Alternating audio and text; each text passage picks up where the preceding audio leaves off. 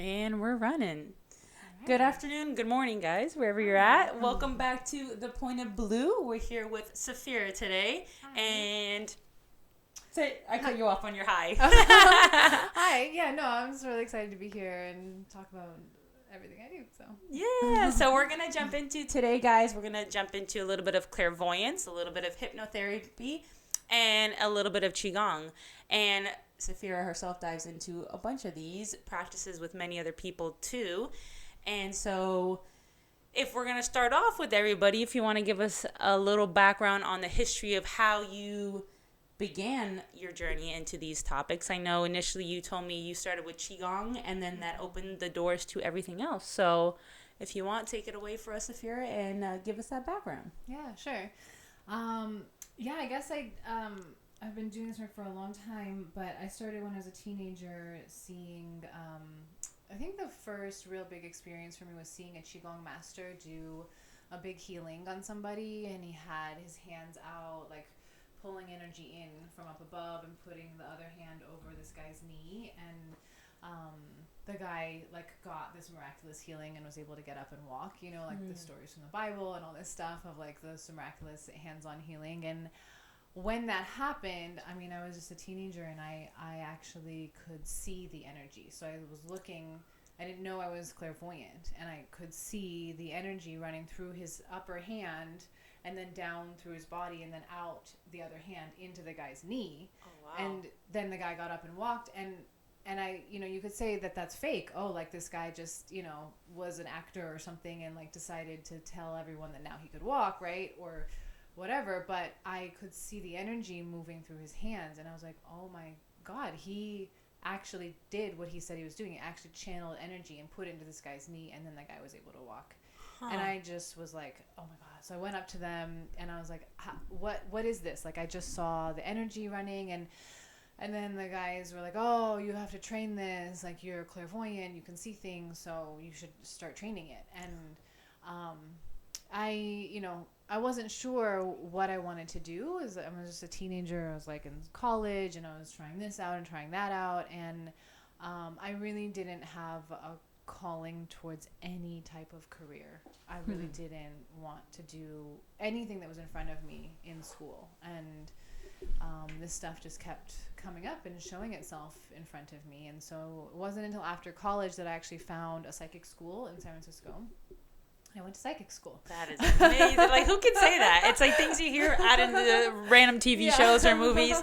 Wow, okay. Yeah. So, straight out of college, you go to grad school, right? I went to psychic school. So, Wow. yeah, and in psychic school, and they teach you to ground your energy, to protect your field, to run energies through you, to open up your clairvoyant center, which is your third eye, to look at like kind of a screen, and then to put an intention to read a particular thing. Like, you have to get very specific and clear with it, and they teach you how to do it step by step versus like being kind of intuitive and feeling or seeing things, right? You maybe, like, a lot of people are intuitive, but then you get a dream or you get, an intuition feeling about something, and sometimes it makes sense and sometimes it doesn't. But when you're trained, you learn to get very specific. Like, I'm going to look at the name of this thing, or I'm going to look at the name of this company, or I'm going to look at this address, or I'm going to look at this country, I'm going to look at this date, right? And you can pull it up and get very specific information.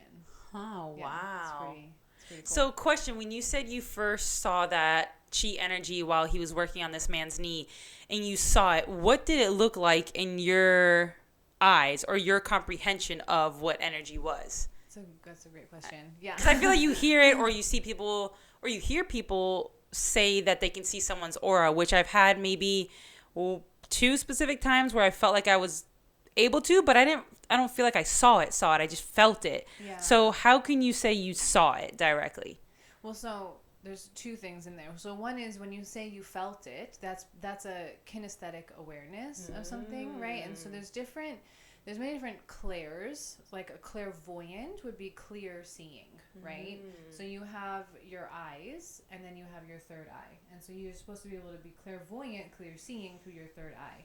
But you can also be clairsentient, clear feeling, which is like, okay, you can feel something, but you can also be like have a clear sense of feeling, right? So there's some other type of psychic feeling where you could feel into a room, feel into, you know, someone's emotions, feel into the energy of a space or a place, you know. So there is a psychic tool called clairsentience, right? And then there's claircognizance, clear knowingness, where you could wake up one morning and you know something's going to happen, right? You just have this knowingness, right? You haven't looked at anything, you haven't heard anything, you haven't touched anything, but you just know, right? Clairaudience, clear hearing, right? So there are people that hear spirits and hear voices and hear things that are not crazy, right? And they're getting information, and so you can like hear a whisper or hear a, you know, something, and then like it's telling you something, and it's a psychic tool. So there's many different clairs, and so if you are a feeler, you may be clairsentient, right?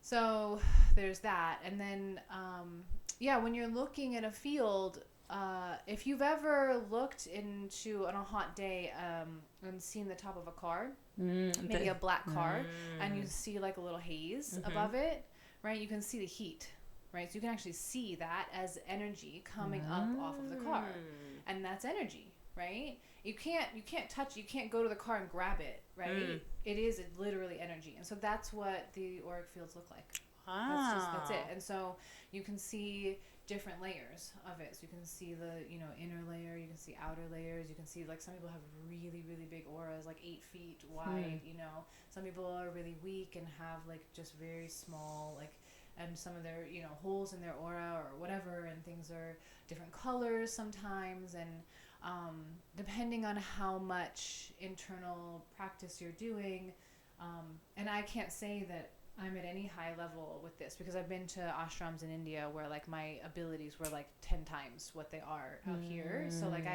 anytime I'm like, oh, I practice Qigong or I practice yoga, I know I can't say I'm any kind of expert at it, because I've been in places with masters where like the abilities are fine-tuned to such a high level that like what we're doing out here is nothing. Wow, in comparison. Yeah. I mean, I spent time in an ashram in India, and we're doing chanting and mantras and breath work and maybe 20 minutes of yoga in a day, but like it was all breath work and meditation and chanting and mantras and all this stuff. And I remember looking at a candle once when I was there in all of this practice, and I just looked at this candle and I could see like there's the flame was like this big, right? But then the auric field around it was like, you know, 2 inches larger. Wow. And I could see like multicolors of this one flame, right? While I was in those practices out there, and I can't see that, you know, with this candle right here, like I can't see at that level right now, you know. So when you're deep in a practice or in like a really clear space, I would say an ashram where they have they're doing like the chanting every day and the space is really clear, the energy is so high, you can see more.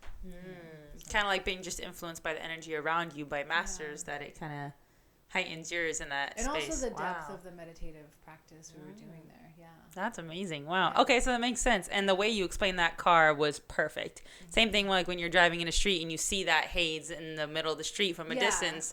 That makes a lot of sense. Awesome. Yeah. Okay, so now we all, because I know we all hear it, but then, you know, unless you're in someone's shoes and you don't see that, how, you know, it's so hard to perceive. Like, what do you mean you see it? What exactly is that image look like? Yeah. Awesome. Okay. Yeah. So it all started with that, and then psychic school. So how did you cleave off from there? Or how was that too? Psychic school was great. It sounds awesome. It sounds like you're just in Harry Potter world. Like literally, that's awesome. No, like we used to play like different games and stuff. Like someone gave me a dowsing rod. Do you know what dowsing rod is? I don't. Is it just a magic rod in a way? So there was this like these different tools and like toys we used to play with. So there was this stick that you could hold that had like a hanger type thing sticking out, like a piece of wire sticking out really far, and we would hold it and it spins a little bit. So we would be like focusing on it and be like turn left, and then the dowsing rod would start to. So it'd be like a pendulum in a way, but a pendulum you're not really directing your focus to where it's rotating. But is it the similar idea? Or is it strictly your mind controlling it? Yeah, I mean, the idea is that with a dowsing rod, you're strictly... So there's 2 things you can do with it. Like, you can tell it to move in a particular direction. Like I would sit there with the be like spin to the right, and then it'd spin around and like hit me on the shoulder, right? Wow. Or you could use it. You're supposed to use a dowsing rod to find things. So say there's a spirit in a room, you could bring the dowsing rod into the room and be like which direction is the spirit in? And it'll go like that way, right? And then you know like to go, okay, which direction from here? And it'll go like, you know, turn. Wow. Yeah, there's like lots of little Harry Potter things going on in psychic school. That's awesome. Well, no, it's funny that you explained that rod, which I never heard that term or that specific instrument. But I've played a lot with the pendulum, which is what a lot of people will use with the crystal pendulums. Yeah. But I never wanted... There was a point where I believed in it at first because like, oh my God, that's insane. It's giving me the answer. Or not even that when you program it, right? You know, clockwise is my yes, counterclockwise is my no, and it would respond. But there was a point where I'm like, I'm going to control it now. So I'm going to see if it's really the universe giving me an answer, or is it my mind controlling the movement? Meaning, I want the answer to be yes, and so it's going to be yes. And I would screw with it. So I'd be, okay, in my head, I'm not going to say it, but now I want it to be no. And it's the same question. So when it would come to that, I'm like, well, we can manipulate it no matter what. Even though we want the universe to talk to us and give us that answer, what is really the truth? Because I'm manipulating it. So it's interesting that you were having a specific instrument in that. Because I've played with it with the pendulum, and it's, we have that control in a way, I guess. We have that control. And then also, when you're really getting into the specifics of trying to get information from the ethers, it is very specific information. So, like, yes, we can manipulate these things to an extent, and then if you were using a tool like that, say to find something, if you really want to find it, like an object you've lost in your house or something, and you're using a dowsing rod or even a pendulum, like is it upstairs, is it downstairs, right? You have to do some work on it. Like, you have to like get yourself out of the way. You have to really listen to the instrument, and it can help you. Like, you can get information, but there's like this you know, this game we play. Like, even if I'm doing a reading, I have to know, okay, am I like going into my head and like deciding that something's happening, or am I like receiving the information, right? And so you have to know, and you have to get really clear. You have to get really clear on receiving information. I mean, one time I did a reading on somebody, and he was asking me about a relationship, and I saw a wedding gown, I saw this bride and all this stuff, and in my head I was like, no, he's not. Like, he just met this girl. I was like, they're not getting married, right? You know? And I was like, in my head, I'm thinking, okay, so maybe he's about to start a new relationship and he's getting over someone that he was just about to marry. And so I'm like, so then I start saying to him, like, oh, it looks like you're leaving, like, an old relationship that was really serious. And he was like, no. And I was like, there's no way he's going to marry this girl he just met, like, last week, right? But that was the information that was coming through. Actually, the reason I'm thinking this is because they just got married last week. And this was 7 years ago. I did this reading. Oh, with that same person and the same partner. That guy asked me in a reading 7 years ago about a relationship. And I saw a wedding gown. I saw that they were going to get married, right? But my brain was not able at that time to fully receive the information I was getting, right? Instead of you interfering with it. So I interfered with it, right? So then I was like, oh, this isn't possible. He just met this girl last week. Like, they're not getting married, right? And then I was trying to deduce in my head, like, why I'm seeing a wedding gown, I'm seeing him getting married and all this stuff. And I really needed to get myself out of the way and give the reading and know that this is what I'm getting. Like, okay, it looks like you're going to be marrying this girl. And they just got married last week. Wow. You know, but it would have been helpful for me to be able to tell him that at that time, so he could have been, like, a lot more present with the process, because he was very, like, nervous about the whole thing since the beginning. So I'm like, that's your job as an intuitive, is to really get clear on things. That's, I mean, how do you feel? Well, I have a couple questions with that scenario. So one, what is time within that clear seeing? So yes, you saw the wedding dress, but do you have a time gauge on that? So in your mind, you're like, okay, this guy can't be marrying this girl right now, but how do you know that wasn't that 7-year period that event was happening? And then 2, oh my God, I lost my train of thought. Dang it. 2, how do you, okay, yeah. So I know I asked you this in another setting. how do you prepare yourself in just receiving? And also, how do you feel with such a big decision, like some decision of who I'm going to marry or how's my partnership going to be? Do you feel that full confidence in relaying that information now? Because now you've probably trained to not interfere. So do you feel like that information, how do you know that information is 100%, right? Yeah. Maybe it was there in that moment, but maybe in a year now that information has changed. Yeah. Does that make sense on that question? Well, so when you're doing a reading, time is irrelevant. Okay. So like I could have read that as like, yes, you're going to marry this person. It could have been 3 years, could have been 10 years. Like the timing of it doesn't matter. Time and space don't, like you could read somebody in China. It's just energy. It's like atoms and molecules, you know? And so we're looking through this like the ethers, you know, this empty space between us, and it's just a bunch of atoms and molecules there, you know. So time is this weird thing that doesn't have to matter. Like you can, and in that way, I think that we can influence our realities. You know, we can influence time. Like if you hold an image like that for like and have a lot of focus on it, like you can make something like that happen faster. Or say that's really going to happen, but you have a lot of resistance to it. You can probably make the time longer. You know. Gotcha. So, yeah, time is a weird thing. I don't think that it's something to be as locked into as we are in present culture, you know, because I think that magic and intuition is just outside of time, and you can make things happen in a different space, a different time frame. That's true. Yeah. Awesome. That's interesting. So then when you say that too, and I think you made a point of the way, whether you accept it or resistant is what's going to manipulate the time, right? But that probably event is still supposed to happen. So when it comes to intervention of certain magic or intuition or making decisions, do you think that no matter what, that event's going to happen and just we're manipulating the way the journey is to get to that? Absolutely. Okay. Yeah. So it's kind of like destiny's destiny. We just control how we get to that. Does that make sense?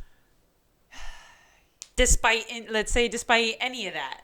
That's a complicated thing. I don't think there's any like hard and fast answer. Okay. I think that yes, at times something, if it's gonna happen, is likely gonna happen. You can make it happen faster. You can make it happen slower. Also, if you really do work on yourself, on your ancestral lineage, on karmic clearings, on clearing the space and clearing the field, or if you have a problem with someone, clearing like with forgiveness and letting go of the past and all this stuff, then I think that you can ultimately change the outcome of a situation. So maybe, you know, and then it's like, okay, well, maybe you're told this information so that you can clear all the karma around it, and then you could shift the outcome of it, you know. And maybe you want something to happen faster, so you get the information and then you focus on it and you like work towards it and you can make it happen faster. I don't know. So I try also not to tell people a hard and fast thing about their future, you know. So also I think I did in that moment shy away from just telling him like, oh yeah, you're gonna marry this person, because it's a pretty big, it's huge, strong thing to say to someone. Yeah. You know. So that's complicated. When I do readings, I really try and look at the present, see what's going on, whatever their issue is, and talk about the present, and then maybe go into the past, like past life information, karmas, ancestral lineages, like what do we need to clear to help you just be clearer for what you want to do moving forward. And I try and stay away from telling people like this is going to happen in your future. Gotcha. Yeah. So are you able to also do, it's kind of like that past life regression, can you see that as well? Okay. Yeah, so if you're looking for, and again, this is like super specific stuff. So like I could look at a person's health and say one of your organs is off, or we're looking for past life karmas that are affecting their whole family. I don't know. And so you go in and you ask for past life information, right? And then if that's what you're looking for, then that's what you'll get, and you'll see all kinds of stuff. And so then and a lot of us are, I don't know if you believe in past lives or karma and all that stuff. I do. But when I'm looking at stuff, I do see it. And so, you know, a lot of traditions don't believe in that. When I look into the field, I do see it. So I just look at what I get, right? Yeah. I try not to have an opinion on like all the religious stuff, you know, just see what I see.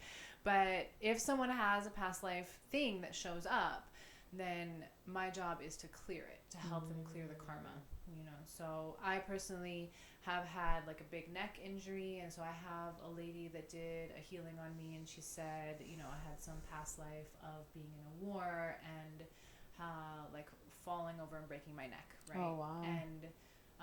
And so she cleared the karma of that. And then another thing came through, and she said, like, I don't know, I fell off of a horse and broke my neck in another life. And so, like, she cleared the karma of that. And I don't know if that's really helping me, but I am on my way to healing my neck right now. Gotcha. And so I think that it's helpful to get these clearings, because whatever karma you don't really know, like whatever has been there is an energetic signature that's still in your field, and it's good to clear them out and help the process go smoother. That's interesting. And in that moment where you got that reading from her, did you tell her you had a neck injury or problem? Yeah. Okay, so you came in with that question. Yeah. So it's not like she intuitively knew and then came up with that past life regression. Yeah. No, Okay, I was gotcha. going to get that cleared. Gotcha. Yeah. But, I mean, I had been to her before and had other readings where I didn't tell her what was going on, and she knew. She cleared some things directly related to what was going on. So I felt comfortable at that point going to her and saying specifically, I need you to clear this now. Wow. And so she like went into it. That's interesting.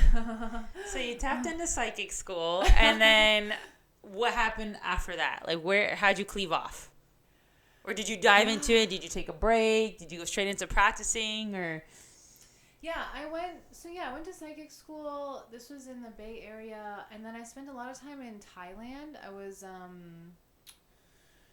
guess I was doing yoga at the time, and then I started learning tantric breath work, and I went to these tantra retreats in Thailand, and I just was following my intuition. I was just following like, oh, I like this, and I'm going to try this, and I'm going to try that. And so I was learning about yoga and tantra and a little bit of Qigong, and then these different spiritual practices. And so I was out in Thailand after psychic school, and I was in the habit of giving free readings. Like I was, you know, continuing to practice all the time. So just giving free readings, giving readings to everybody, right? And I thought it was really helpful stuff for people to know what was going on, to see the truth. A lot of people don't want to see the truth about their life and to clear things. And I was getting practice clearing people and learning all this stuff. And so out in Thailand, I used to give free readings on the beach every day. I was like, wow, someone want a reading today? And so I just was, you know, in tantra school in Thailand, wow, and I was giving free readings on the beach, and I used to sit out in this little grassy area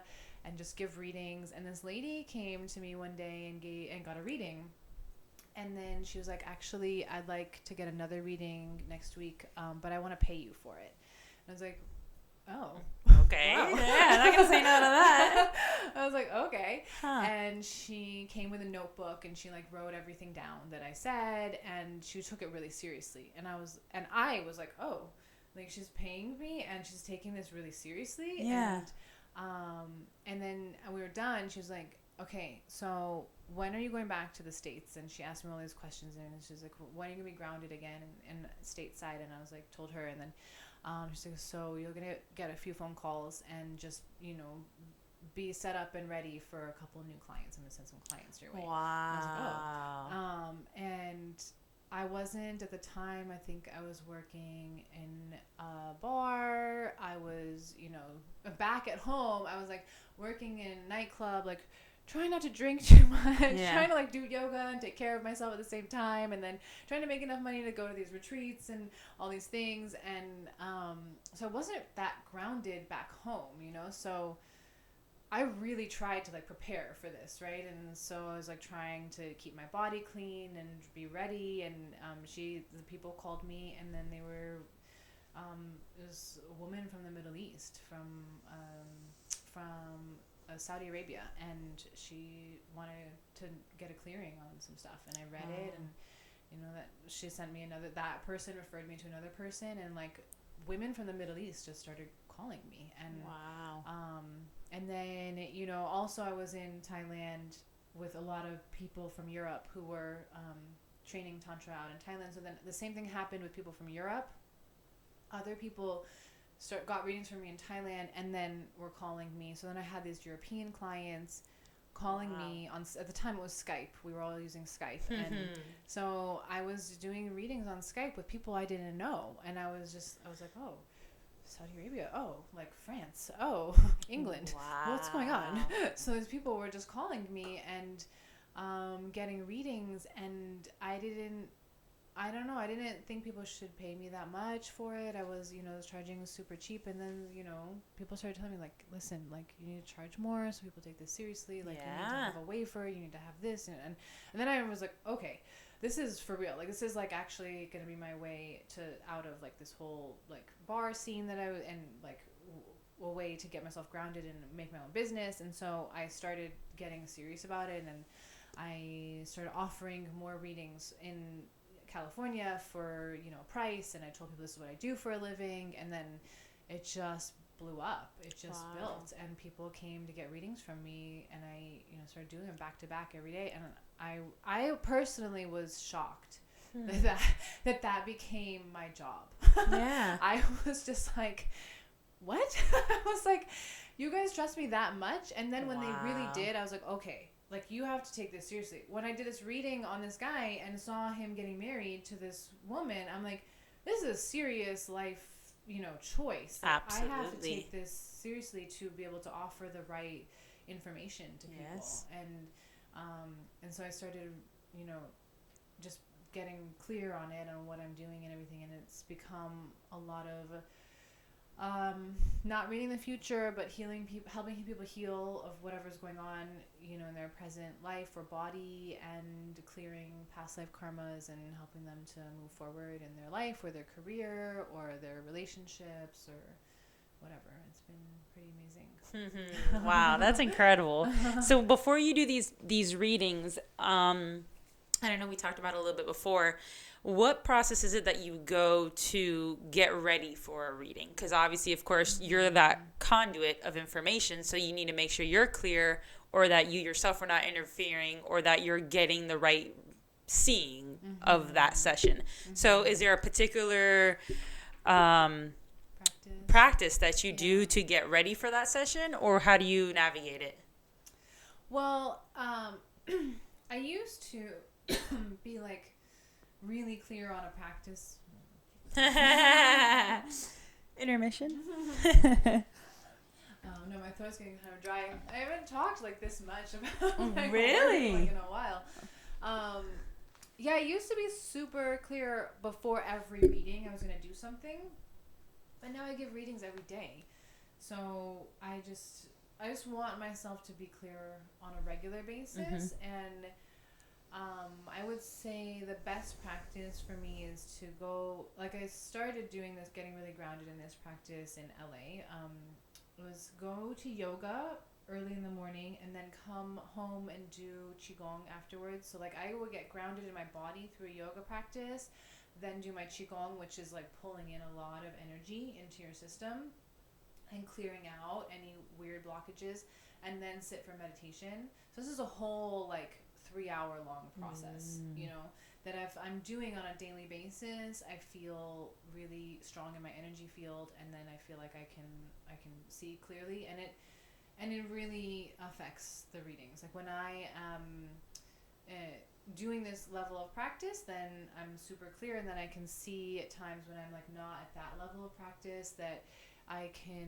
it just moves a little slower, and sometimes the information comes, like, so fast, it's crazy. Like, you open it up, it's like, oh, and then other times you have to sit for a second and, like, really wait and get clear. So it's really great when you're in an overall high energy place, and so the yoga, for me, it's the yoga practice and the Qigong, because those two, like, the yoga gets you really physical in your body, but also is opening up all your energy channels. I don't know if you know about practices like this and how they open your channels. If you want to go into more detail, I mean, I used to be more heavy in yoga. I've been out of touch with my religious practice, which is something I need to get back onto, but I've felt and seen what it's done to me for years. But if you want to break it down further into a science of it, that'd be awesome, so people can also further understand that. Yeah, so, I mean, in general, like, working out is going to help with blood flow. It's going to help you feel more endorphins, more energy moving through your body. Specifically, yoga is this form where you're like opening up your your channels. Like we have energy channels all the way down our arms and all the way through our whole body. So when you're like if you're working out and you're contracting your muscles, you can actually be contracting some of your channels and tightening things up. When you do something like yoga, you're lengthening and you're opening things. So you have a meridian, an energy channel down your arm, you're opening that channel, you're stretching it out, right? And so you're opening up all this energy to start flowing through you. And then the Qigong practice is a very direct practice of pulling qi or energy through your hands into your bones or into your skin or into your body. So you do this Qigong practice, you're pulling this energy in. And so for me, doing the yoga of like stretching out my body and opening up all of the channels, kind of like opening your blood vessels. Like you're creating more blood flow through your whole body, also creating more qi flow, energy flow through your whole body. Doing the physical practice of the yoga gets me grounded in my body, and then I open up all these channels. Doing the Qigong practice, then like it's just like, I don't know. I feel like doing Qigong is like plugging into the universe. Like you plug in and then you start sucking energy into your body and it recharges you. And so you just fill up. And so yoga opens all the channels, Qigong fills them up with the energy. And then I'm all like, oh, ready to go on cloud nine, blissed out. It's so real. Yep. And then you can sit and you do your reading and everything. And then, and then you're opening, as you do a reading, you're actually opening as well. So you open up your third eye, and that's an energy channel too. So the more you do readings, I think the more this space opens. And so you can see more, so it's cool. And then with the readings that you do, is it strictly you receiving, because obviously clairvoyance is clear seeing, like you said, there's different clairs, so is it coming straight in visions? Is it purely visions, or how are you getting the information directly? Well, because I trained clairvoyance, I try and stick with that, right? Because it's, if you're a doctor and you have a specialty, like you want to know your specialty, so I see pictures and I look at the picture, right? Gotcha. And I try and just, like, I'm not hearing a sound and I'm not always getting a clear knowingness. Like I'm not always getting that. Sometimes I do though. So I really try and stick with the pictures. Gotcha. Because I know that that's my specialty. So I wait and I look and I see a picture and then I know what's going on. But sometimes I get that knowingness. Sometimes I'm with someone and I'm like, oh no.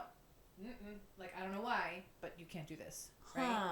And so I have to also trust that because that comes through sometimes. But I try and stick, with my specialty, which would be the visual.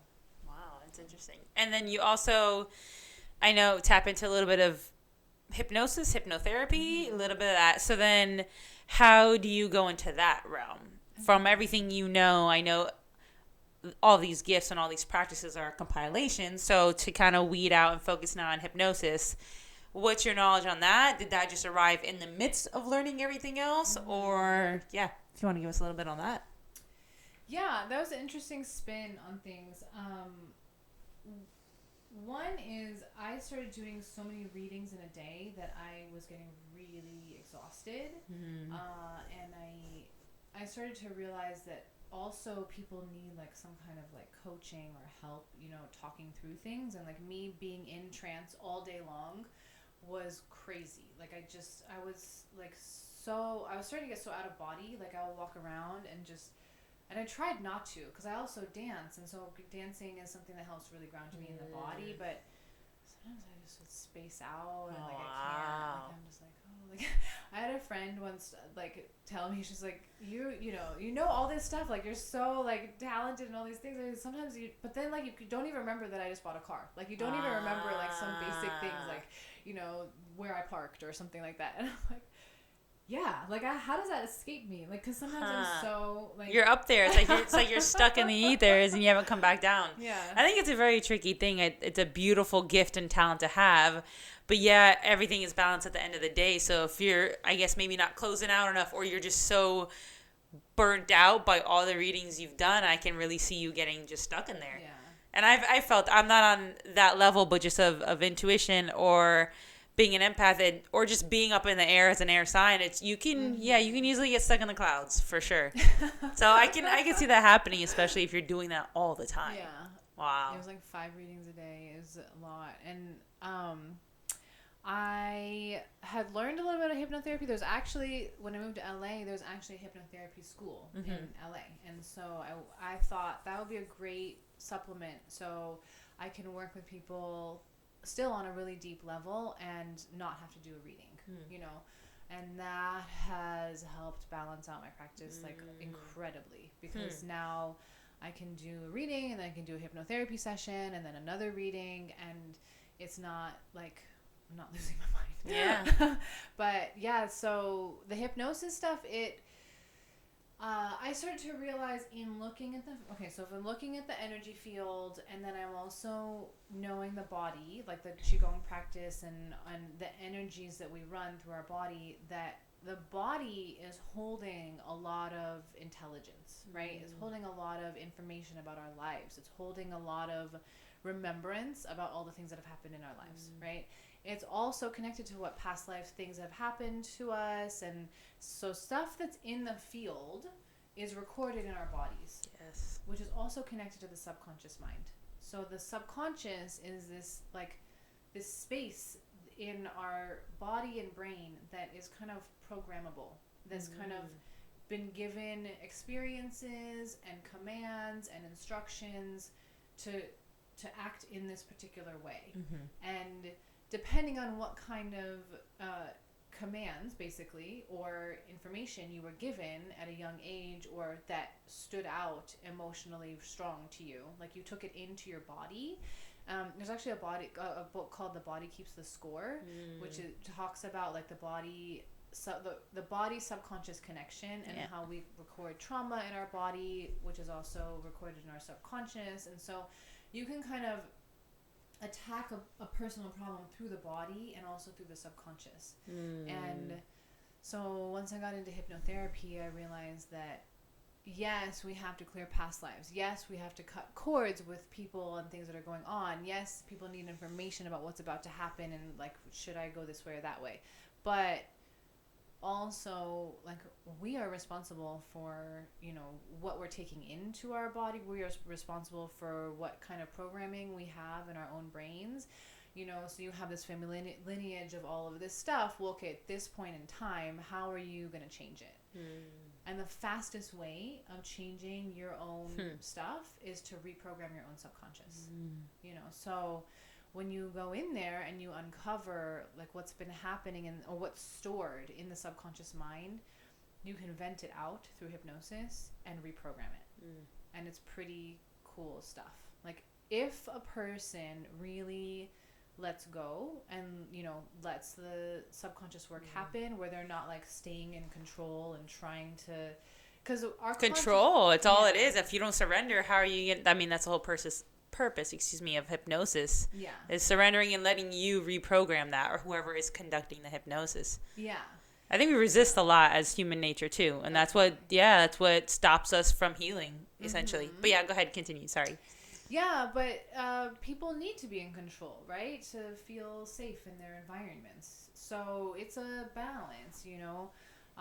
But ultimately, most books say that between 88 to 95% of your brain is ruled by the subconscious, and you got 5 to 12% of the conscious mind controlling things. Oh wow! So you can be in control as much as you think you are. Still, we're not outbeating all it. This other stuff running the show underneath, you know.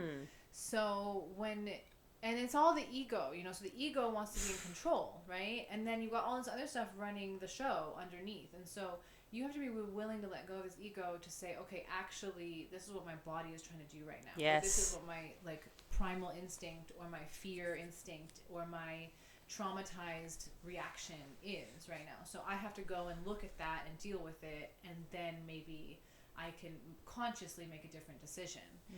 And so that's what that's what, you know, a healing process for myself that I am going through and constantly going through is what's the fastest way for me to heal my own wounds or whatever, and actually create a change would be to actually accept that there's a negative emotion or something going on inside me, look at it, address it, allow it to vent out of me, of my subconscious and my body, and shift it and put what I want in it, right? And so reprogram my own self. And it's helped me enormously, you know, of getting through certain things in life where I'm willing to let go of my ego and go in and say, okay, let's look at this, and that's something I don't want anymore. Let's get rid of that program.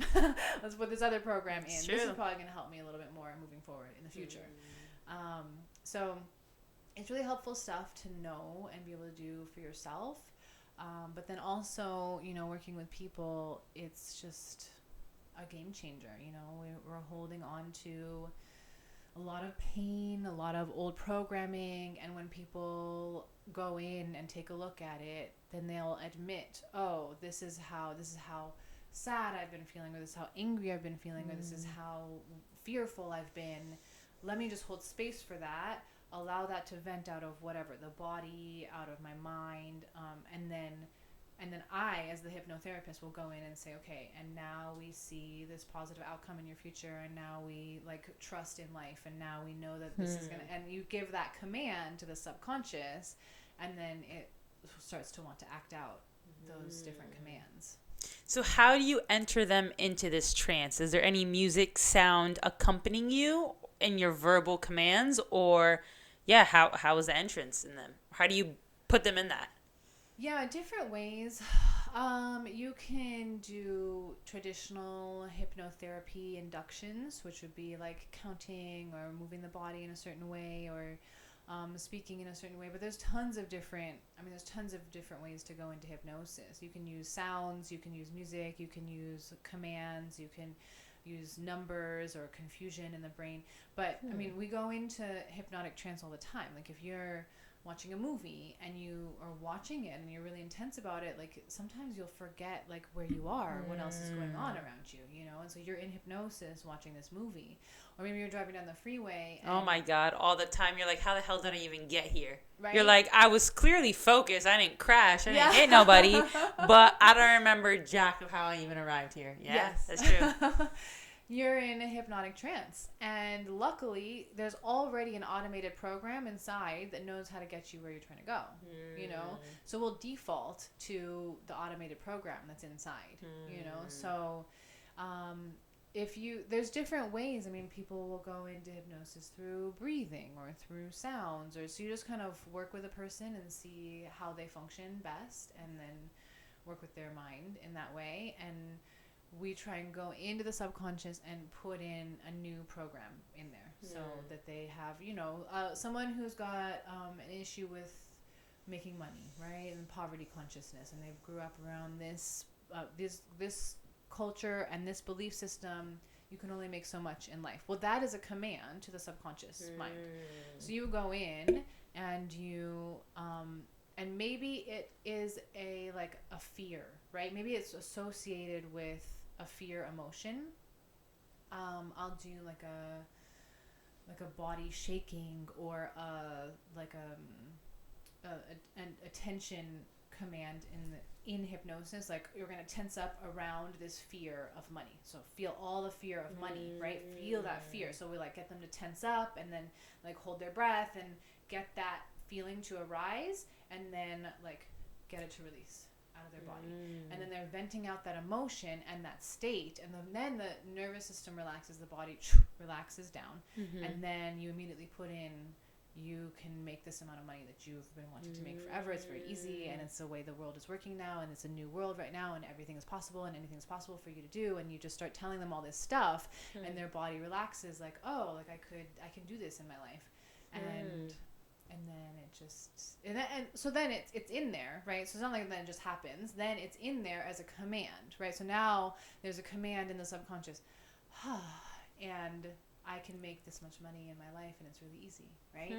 So then the body will start to take an action based upon that command. It may take years. It may take a large amount of time. Who knows? But at least the command is in the subconscious. So now the body can take this action to move forward in the direction that would set them up for that bigger goal that they truly believe in, But if you truly believe, it's not possible for me to leave this poor community and I will never make this much money and this is the way the world is. Well, you're stuck. That's your limiting space, right? And that's all the work the body's going to do. It's going to get me to this point.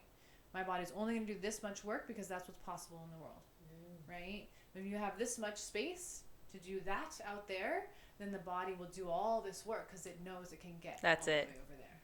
Yeah. That's really incredible. And another thing I was going to point on that, it's kind of like, oh my God, I lost it again. God dang it. Okay, that's what I was going to say. So it's basically the way you're explaining it, it's kind of as if you're shutting off that conscious 5 to 12% and allowing that full 80 to 90 whatever percent just turn on and allow you to plug it in, basically. Mm-hmm. Wow, that's incredible. That's incredible. And then when you let go of the 10%, whatever, that's kind of in control of things, you can see what's really running the show. And I've had people go into weird emotional states that they're in their conscious mind are not acting out on. They can come into a room, they're like rational and they know what they want and they're, they come, they sit down, you ask them about maybe some childhood trauma, something, right? Or a car accident, I don't know. And then we go into the hypnosis and I bring up this thing. I bring up the car accident, I bring up the trauma, I bring up whatever's been going on and what's the emotional state that's actually inside of them will start to vent out and you'll see what's really there. So maybe the person starts shaking or maybe they start shaking their head. I had a person hiss once. Wow. Wow. I had a person get so angry. I thought he was going to punch me in the hypnosis chair. I was like, well, let him vent this out. I let it go to like the height of like a real rage. No, like he actually vented. It went to a height, and before it becomes physical towards you. Yeah, like okay, I'm gonna let it go. Peak, all right, cut off. Yeah, and his fists were clenched, and he was grinding his teeth, and it was like this incredible animalistic anger, like primal rage energy was there, and it was something that was really running the show for him, and we pulled it up and down and up and down and up and down until he completely vented it all out, and then he relaxed. Released. Wow. We put in like you can find love in your life, you can find this and you'll be happy and you'll have this and you're going to have abundance and all this stuff. And actually, that guy did find not too long after he found a relationship and love and wow. Just like really realizing that all happened. Yeah. Wow, that's amazing. And then if it's at a point to where it's gonna cause any harm to you, how do you respectfully bring them down without really interrupting or shocking that? Because if you're in such a primal reaction, obviously you don't want to interfere so aggressively to where it maybe causes more damage to them. How do you ease them out of that? You have to be very delicate and watch the process. I really have to watch the person, so I'm sitting there watching their face, trying to see like what their body's doing and how they're reacting, and I would say that was the one of the worst ones that I've seen. And so I had to, like I said, pull him up and then calm him down a little bit, and then pull him up and then calm him down a little bit, so it didn't like traumatize him. That's what I was thinking. But we were able to vent out. It's just energy, it's just trapped energy from stuff from childhood basically, and the more that he was like punching his fists into the couch, and so I realized that this is energy being released, and so we had him really punching into the couch, and then I told him just like relax back, and so his body could take a break, and he kept going and was punching into the couch, and he was releasing all this rage energy, and when he came out of it, he just felt very tired, he was just like really burnt exhausted out. But he wasn't in a rage, he wasn't in any type of emotion, he was just exhausted, and that shows me that the body has been holding that range for whatever 20 years or something, has been holding on to this, and when it has to hold that much energy, then it's just working. It's working at the conscious mind. This 5 to 10, 12% is working all the time to hold this energy in, and suppress it, and suppress it, and that's energy. That's exhausting, right?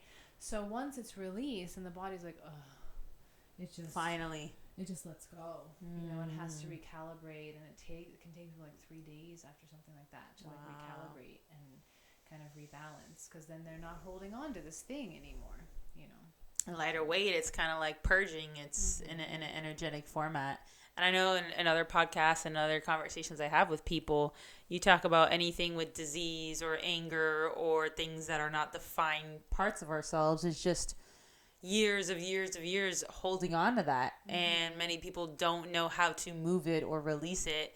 Yeah. And that's an awesome example, because then eventually who knows what that would have caused 10, 15, 20 years from now of that just being latent in the system or in the physical body more than anything. Yeah. Wow. That's amazing. Yeah. You know, so, but a lot of people don't ever do this work, you know, because, I mean, life is hard. There's other things going on, you know, like you can have a lot of things happen in your life and you're in survival mode for a very long time, literally, you know, and you're just, you know, trying to make it in life. And when that's all there is and there's no opportunity to heal, you can live into, you know, your older years of life and never deal with the trauma. That's true. And use a lot of energy throughout your lifetime to trap this in and hold on to it, and, you know, make sure that you don't have to experience that pain again, you know. And it's a protective mechanism in a sense. Yeah. That's true. Yeah, you know, and it's very hard. I'm not, you know, it's very hard to go in and unravel this stuff. Like, you don't, I try and use these tools on myself, and I always have resistance to doing it myself. Like, you know, it's not fun to go in and deal with this. Yeah, and we go under hypnosis, and I'm excited. Like, I don't know what's going to be out right now. Like, I'm kind of nervous. That's interesting. So people don't want to do it. We resist having to feel that horrible feeling from way back when, you know, and you can resist it for 50 years, you know. But as soon as you go in and you open it up and you give it space to be seen, to be held, and to release, and then you put something else in there, like you are loved or whatever, then the body and the brain shifts. It's like, oh, I have a new program, I have a new idea, and because the subconscious is just this like open space, this empty playground of like, well, what are we gonna do? And, you know, you're a child, you get this information and this information to program your subconscious. You grow up in one country versus another. You're given different cultural programmings. You're given different commands. Your parents, different types of parents, are teaching you different things. And every child out there is just like an open book to be programmed, right? So if you go into the subconscious and you go in and reprogram it, you say, I'm going to take, or say smoking. Someone's started smoking when they were, you know, a teenager, and they've been smoking for 10 years or whatever.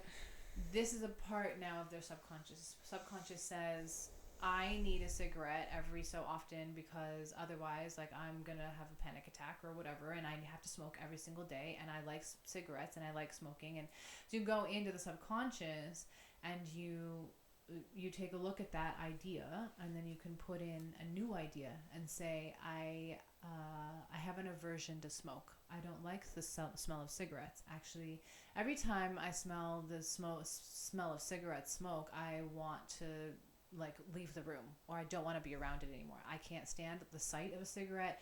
I don't like looking at them. I don't like the smell of smoke, and it makes me sick every time I smoke a cigarette, and so I don't smoke anymore.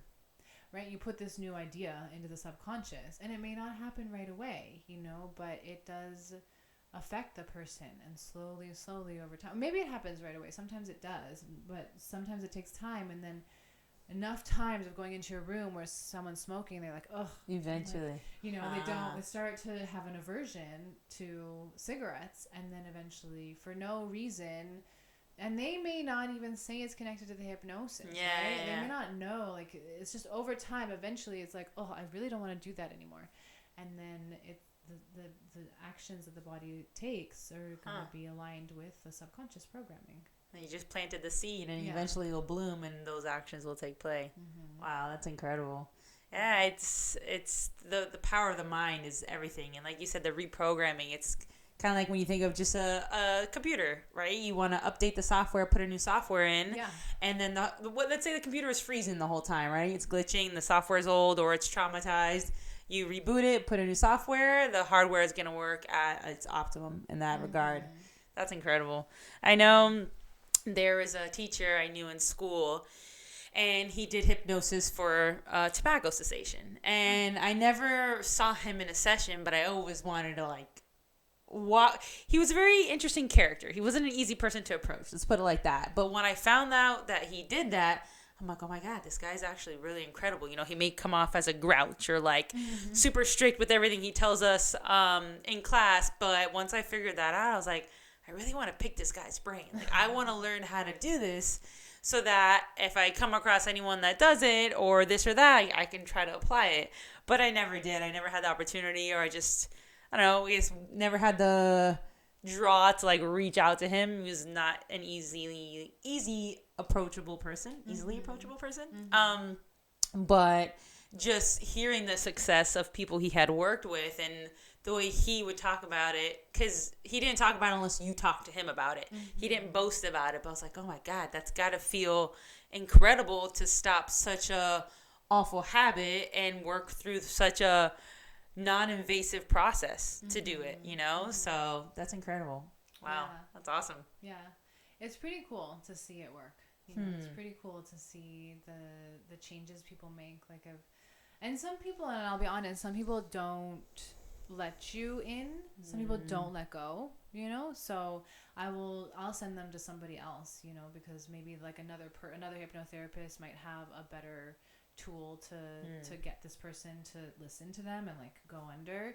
But those who do let go and trust you and let the process happen, something happens. I've had this one girl who wanted to change up her job and start a new business and all this stuff. She did one session, came back a year later. She's like, I built a whole business. Oh my gosh, okay, let's do the next session. Wow. I was like, oh, okay. I had no idea where you went or what happened to you. That's incredible. I was going to say, do you follow up with with most of your clients, or no, you just kind of do your service, and if they reach out, they reach out, or do you keep tabs on people? Most of them, yeah.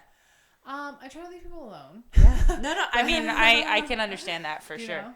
But I do workshops and retreats and things, and so within a community, then I'll see people. If we are continuing to do workshops, and people return for the workshop, and then I'll check up on them, how have they been doing, what's been happening with this and that, but that's only if they're coming back to a class or something. So. Of course. And how long does a typical hypnosis session last with you? Is it an hour and a half, less than? What is a typical? I mean, of course, like you said, everyone's different, right? You may need 1 session or 10 sessions, or it may never.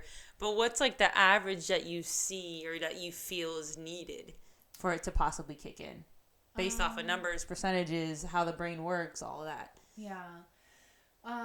So one hypnosis session is usually, I try and keep it to an hour. First couple times I may do an hour and a half. It depends on, the person and getting in there and opening up and everything.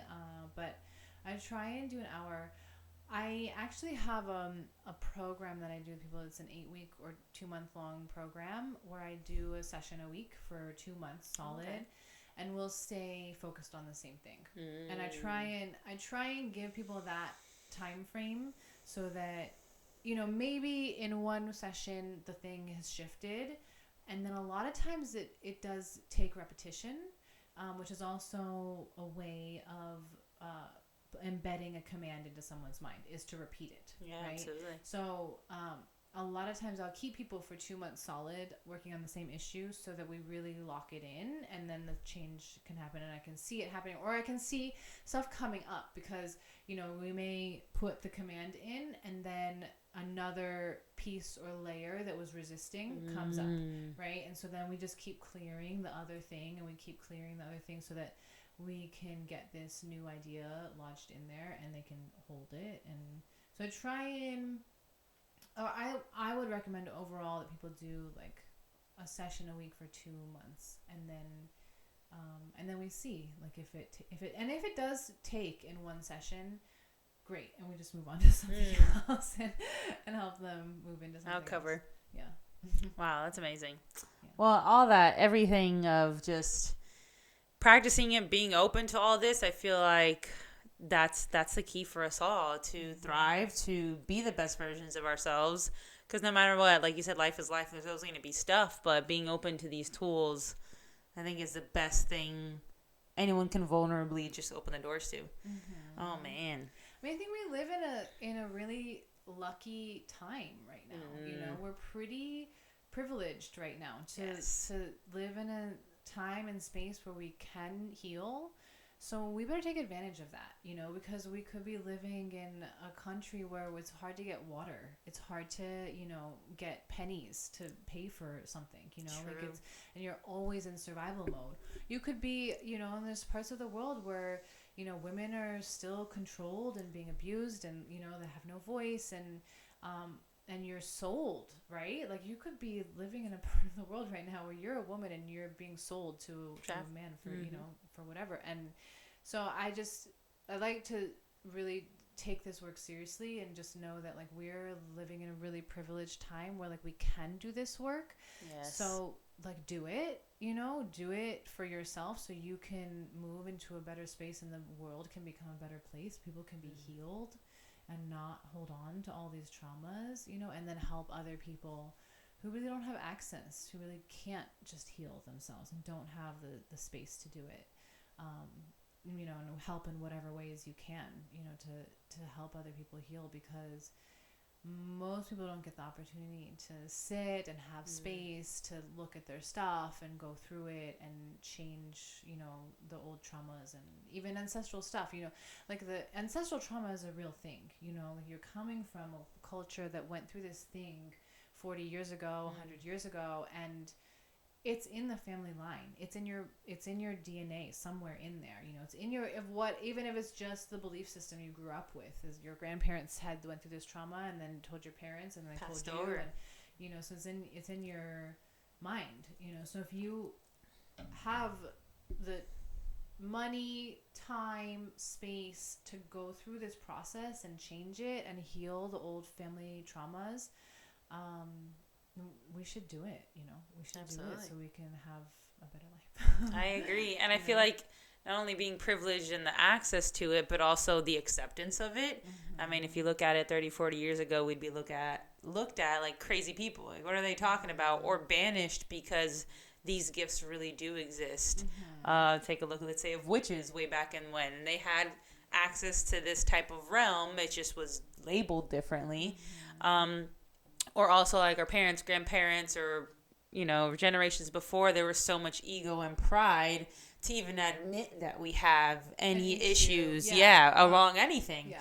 And it still exists, you know. There still are many hardcore families, and they're very deep-rooted in their cultures or their traditions that you don't want to ever admit that there's something wrong with anyone, in yourself, and a family, and a child, and a partner.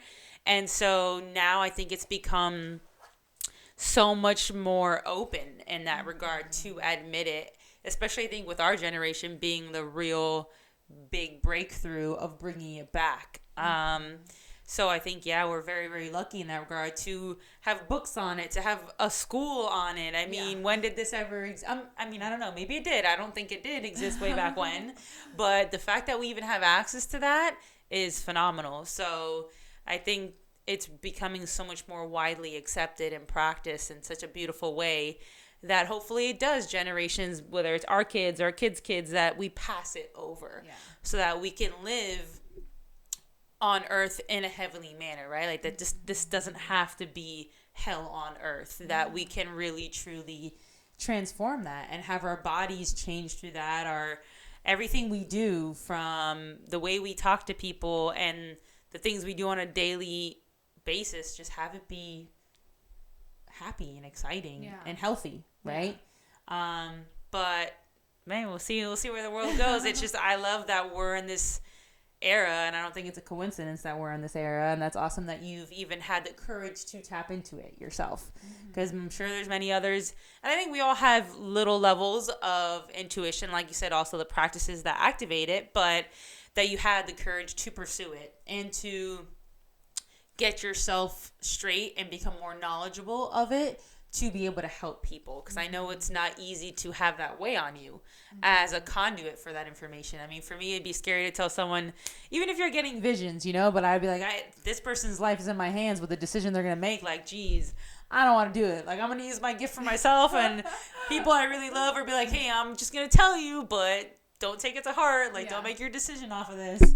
But I think that shows a lot of bravery and courage on your end to maximize on it, to pursue it, and also continue to share it and help others heal. So that's amazing. Thank you. Absolutely. I don't know if there's anything else you wanted to share or add to it. Also, another thing, if anyone wants to reach out to you, if you want to share, whether it's an Instagram page or a website, I mean, you let me know. You put it out there. Yeah, I mean, I do sessions like all the time, online mostly. My website is embodiedbysafyra.com. Instagram is embodiedbysafyra, and so I have that name because I work through the body and doing a lot of the processes and practices. So I'll do a hypnotherapy session, or actually I'll start with a reading. I'll do it online, and then I might recommend doing a body practice like Qigong, or I might recommend the hypnotherapy as part of an 8-week program. And so I work with people is online doing sessions. And awesome. So perfect. Yeah. So I know you mentioned earlier it doesn't have to be physical. I know you bounce a little bit between New York and Miami now, right? Are you still kind of reaching out to LA or California, or not as frequent? Not as much, but I'll be doing a retreat called the Feminine Frequency, actually. Tell us about that before we tap out. I'm going to be teaching at a retreat in March in LA. Actually out in the valley a little bit. But it's going to be women's retreat where it's called the Feminine Frequency, and I'll be teaching a lot of these practices along with belly dance, so tapping into the feminine a little bit. That's awesome. We have a lot of really dope artists from LA who are coming out, female artists who are coming out to do art and music and stuff, as well as healing practices. So awesome. We've got this. So that's why I'm saying we live in such a privileged time of we get to do our art and heal together and be empowered together right now, as a collective, especially for women. Absolutely. To be able to go to retreats like that is just such a privilege. It's huge. Yeah. So, like you said, third world countries, women still can't even drive. They don't allow them to. They don't. Yeah. It's a lot. It goes deep. So absolutely counting the blessings on that. So that's going to be when? March 24th. March week 24th, 25th, 26th, in Indio, California. So where Coachella is out there. Sweet. And it's 2022, so this coming March. Awesome. Yeah. Well, I'm going to be putting her Instagram page and website in the link below. And I know Embodied by Safyra, Safyra. Yes. Gotcha. Always a pleasure talking with you, and thank you for sharing all this incredible information. So hopefully it also expands the minds of people that are either curious about it or doubt it or believe it's not true. I mean, if you guys ever have any other questions, you know who to seek out now. Any last notes you want to give to our viewers? Yeah, I mean, if you have any inkling to do some of this work or follow your intuition or learn, get into a school, get into a program. I'm currently studying under a Qigong master, and I've always, gotten into a program or some teacher or something and really apprenticed and learned, and it's become very fruitful. So, if you have an inkling of any kind to learn about hypnotherapy or follow some intuitive gift you think you have, definitely get out there, find a teacher, find a program, and start training and learning this stuff. It's real. So it's real. I love it. We're just going to end with that. It's real.